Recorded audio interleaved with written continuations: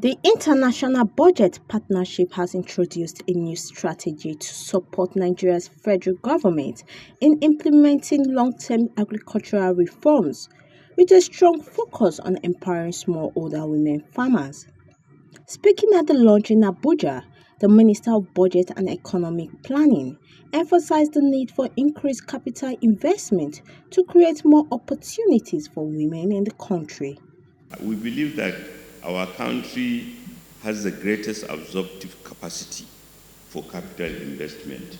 You go to any local government, you see 10 women in enterprise, about 9 of them can do better with more capital, and profitably so.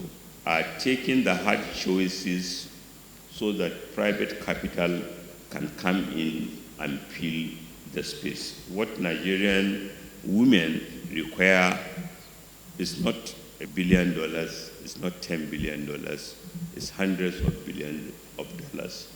And what is important is that it can support profitable enterprise and they can repay, and similar to what is available to women elsewhere.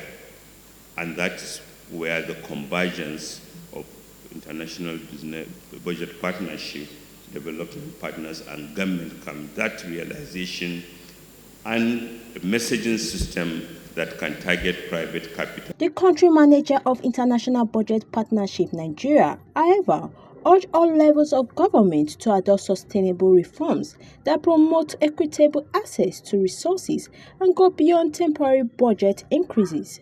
But then we're also looking beyond budgets, because to be able to spend, you have to raise taxes. So we're looking at the entire process for raising public resources and spending them. And we call this the public resource governance system. So it goes beyond the normal actors that we look at in public financial management. It goes beyond the Ministry of Finance. It also looks at private sector operators as well. It looks at the National Assembly or the State Houses of Assembly. It looks at the auditors as well that audit government spending. So we're looking at the entire cycle of spending, and we're trying to look at what needs to happen to change that system, that public resource governance system, to deliver goods and services to the people of Nigeria, especially the most marginalized people. Experts say the initiative seeks to ensure fair and accountable revenue systems while advocating for taxation policies that do not disproportionately burden women and vulnerable communities. So I think, like I said, the event came at a very right time, where the findings from this research can be used to push for advocacy in ensuring that there is equitable collection of taxes, and that taxes, especially from women in the informal sector, are being collected based on their income and are being assessed against other criteria, such as balancing household responsibility, unpaid care work, amongst others, in order to ensure that taxes does not burden businesses and does not burden them, and also affected their profit, amongst others.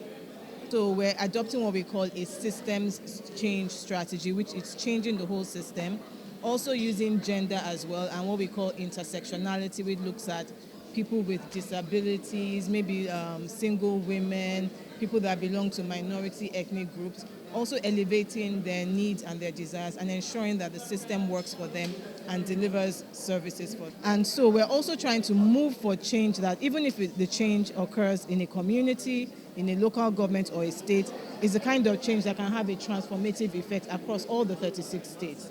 And in fact, we even have a vision to go beyond Nigeria, because, the things that are happening in Nigeria, if you look at other countries, similar problems. So as International Budget Partnership, we're looking at how the work that we are doing in the community, local government, states can have a broader effect across the region.